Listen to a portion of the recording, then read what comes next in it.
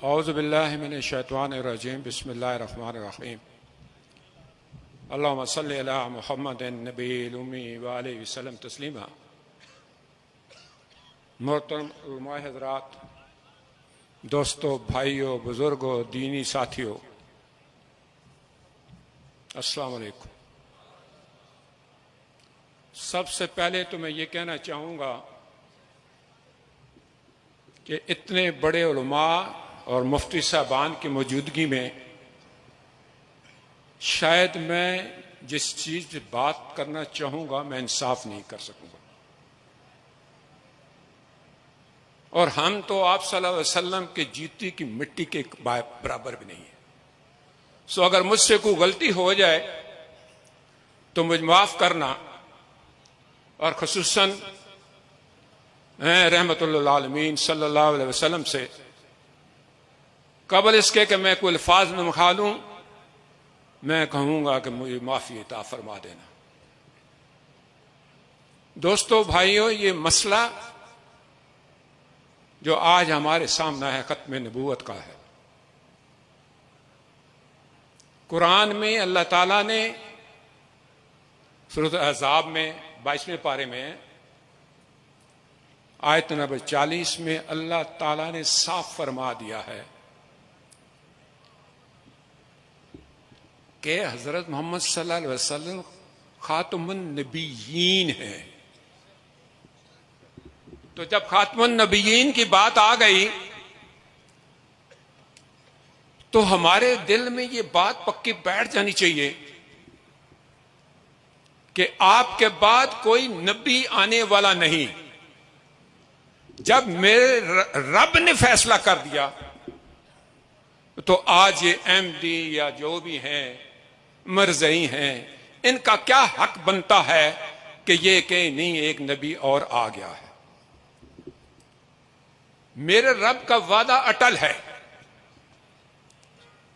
اور یہ فرمان ہے کہ آپ صلی اللہ علیہ وسلم کے بعد وہی نہیں آئے گی، یہ ایک شرط ہے۔ تو جب وہی نہیں آئے گی، کوئی بندہ ہوگا ہی نہیں، وہی نہیں آئے گی، وہی تو نبیوں کے پاس جاتی ہے۔ تو جب وہی رک گئی تو پھر یہاں سے نیا نبی کہاں سے آ سکتا ہے؟ سو اس لیے اپنے ایمان کو پکا کریں۔ دوسری بات کہ آپ صلی اللہ علیہ وسلم نے خود فرمایا ہے کہ میرے بعد کوئی نبی نہیں آئے گا، اور اس صورت میں اگر قرآن کی طرف آپ دیکھیں گے تو 100 مختلف آیات میں جہاں ذکر ہے کہ صلی اللہ علیہ وسلم کے بعد کوئی نبی نہیں آئے گا، کوئی پیغمبر نہیں آئے گا، اور اسی طرح آپ صلی اللہ علیہ وسلم نے خود تقریباً 200 صفحہ احادیث فرمائی ہیں کہ میرے بعد کوئی نبی نہیں آئے گا۔ سو اس لیے ہمیں اپنا یقین بنانا ہوگا، اور یقین آپ میں ہے، اس کو اور پختہ کرنا ہے ہم نے کہ کبھی ابھی جیسے حضرت نے فرمایا کہ ڈٹ جاؤ اپنے ایمان پہ، ختم نبوت پر ڈٹ جاؤ۔ لیکن دوستو، اس کے لیے ہمیں بھی تھوڑی تگ و دو کرنی پڑے گی۔ آپ صلی اللہ علیہ وسلم والے اخلاق، آپ کا طور طریقہ، آپ کی زندگی، آپ کی حدیث، آپ کی سنتیں جب تک ہم نہیں اپنائیں گے، یہ معاملہ ہمارے دلوں میں نہیں بیٹھے گا۔ اس کے لیے ہم سب کو محنت کرنی ہوگی کہ ہم آپ صلی اللہ علیہ وسلم کے مطابق بتائے طریقے کے مطابق زندگی گزار لیں۔ ہم دن بھر دنیا کے چکروں میں پڑے ہوئے ہیں، لیکن جب نماز کا وقت آتا ہے ہمیں اپنا کاروبار یاد آ جاتا ہے، ہمیں اپنے بچوں کے اسکول کی چھٹی کا وقت یاد آ جاتا ہے، لیکن ہمیں پرواہ نہیں کہ ہمارے بچوں نے نماز پڑھی ہے یا نہیں پڑھی۔ ہمارے والدین آج ماں موم بتی کے پاس بچہ جانے لگے تو چیخ پڑتی ہے کہ نہ جائیں، آگ لگ ویسی آگ۔ لیکن وہ آگ جو اس دنیا سے 70 گنا زیادہ گرم ہے، اس کی اولاد، ماں باپ کو فکر نہیں کہ کہیں ہماری اولاد اس جہنم کی آگ میں نہ چلی جائے۔ اس لیے آپ سے درخواست ہے، یہ علماء اتنے خوبصورت بیان کر رہے ہیں کہ ان کی باتیں غور سے سنیں، سننے سے کام نہیں چلے گا، ان کو سن کے اپنے دل میں ڈھال کے لے آئیں۔ اور دل سے اپنے ایمان کو مضبوط کریں. آج مسلمانوں کا جو حشر دنیا میں ہو رہا ہے وہ کیوں ہے؟ کہ ہم دین کو یہاں سے اپنا رہے ہیں, یہاں سے نہیں اپنا رہے. جب تک آپ یہ کلمہ لا الہ الا اللہ محمد رسول اللہ اپنے دلوں میں نہیں ڈھال لیں گے, آپ کا یہ جو وعدہ آج آپ کر رہے ہیں اس پہ قائم رہنا آپ کے لیے مشکل ہو جائے گا. اور جو شخص اس بات کا صرف ذکر ہی کرتا ہے کہ میں احمدی ہوں یا میں نہیں مانتا, میں مرزا غلام احمد کو آخری پیغمبر مانتا ہوں یا پیغمبر مانتا ہوں, وہ کفر کے دائرے میں داخل ہوتا ہے. اور جس شخص کے دل میں بھی یہ شائبہ آ جائے کہ پتہ نہیں آخری نبی ہیں یا نہیں, وہ بھی کفر کے دائرے میں شامل ہو جائے گا.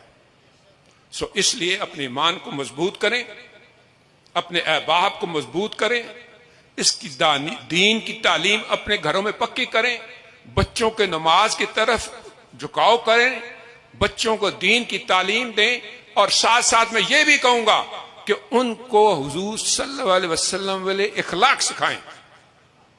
ماں باپ کی کیسے عزت کرنی ہے, بڑے بھائی کی کیسے عزت کرنی ہے, چھوٹی بہن کی کیسے اس سے محبت کرنی ہے.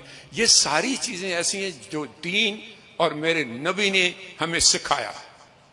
سو اس لیے اگر آپ اپنے آپ کو ختم نبوت پہ قائم رکھنا چاہتے ہیں کریں اور اس دین پہ ڈٹ جائیں اور حضور صلی اللہ علیہ وسلم کے نقش قدم پہ چلنے کی کوشش کریں. اور میں سمجھتا ہوں کتنا پیارا نبی ہے کہ جو کہتا ہے کہ میرا آخری امتی بھی جنت میں نہیں جائے گا تو میں جنت میں جانا گوارا نہیں کرتا. دوستو آپ کے لیے تو جنت اللہ نے پکی کر دی, کیونکہ میرا نبی کبھی غلط بات نہیں کرتا. اور اسی طرح میرے رب نے فرمایا کہ جس نے یہ کلمہ پڑھ لیا جنت میں لے کے جانی میری ذمہ داری ہے. اور آپ کیا چاہتے ہیں؟ اتنی بڑی جنتیں اللہ پاک تو کہہ رہے کہ میں دوں گا, تو یار اس کے لیے ہمیں سجدہ تو کرنا چاہیے. ہم ساری عمر سجدے میں پڑے رہیں, ہم اپنے رب کو راضی نہیں کر سکتے, نہ ہی اس کا شکر ادا کر سکتے ہیں کہ اللہ تیری کیسی نعمتیں ہیں. سو دعا ہے آپ سے درخواست ہے, برائے مہربانی اپنی نمازوں کی پابندی کرو اور اللہ کے سامنے جھکو, اس سے مانگو کہ اللہ پاک ہمارے دین کی حفاظت فرما. باہر سے بہت یلغار ہے آپ پہ. یہود و نصارا چاہتے ہی یہ ہیں کہ ان کے خاندانوں میں دین کی رمق ختم ہو. آہستہ آہستہ یہ دین پہ چل رہے ہیں, یہ ٹیلی ویژن فلم یہ سارا کچھ ہے, لیکن اپنے دین پہ ڈٹ کے رہو, دین کے مطابق چلو. یہ دین اتنا مشکل نہیں ہے جو ہمارے سامنے ہے. دین بڑا, میرے اللہ نے ایسی ایسی گنجائشیں رکھی ہیں. نماز پڑھنی ہے بیٹھ کے پڑھ لو, نہیں کھڑے ہو سکتے تو بیٹھ کر لیٹ کے پڑھ لو, صرف سجدہ تو دو, جس طرح وہ مرضی کر لو. جب پتہ لگے کہ شاید اس طرف ہے, جہاں چاہو جا کے پڑھ لو. کیسی رحمتیں ہیں اس کی. سو آپ سے درخواست ہے اپنی نمازوں کی پابندی کرو. اگر آپ چاہتے ہیں کہ اس ملک میں ہمارے خاندانوں میں دین آ جائے, اور مسلمت امہ کے لیے دعا کریں. بہت پریشان حال ہے مسلمان, پاکستان کی حفاظت کی دعا کریں. آخر میں دعا گو ہوں کہ اللہ پاک آپ سب کو حفظ و امان میں رکھے, اور اللہ پاک ہمیں اپنے ایمان پہ قائم رہنے کی عطا فرمائے.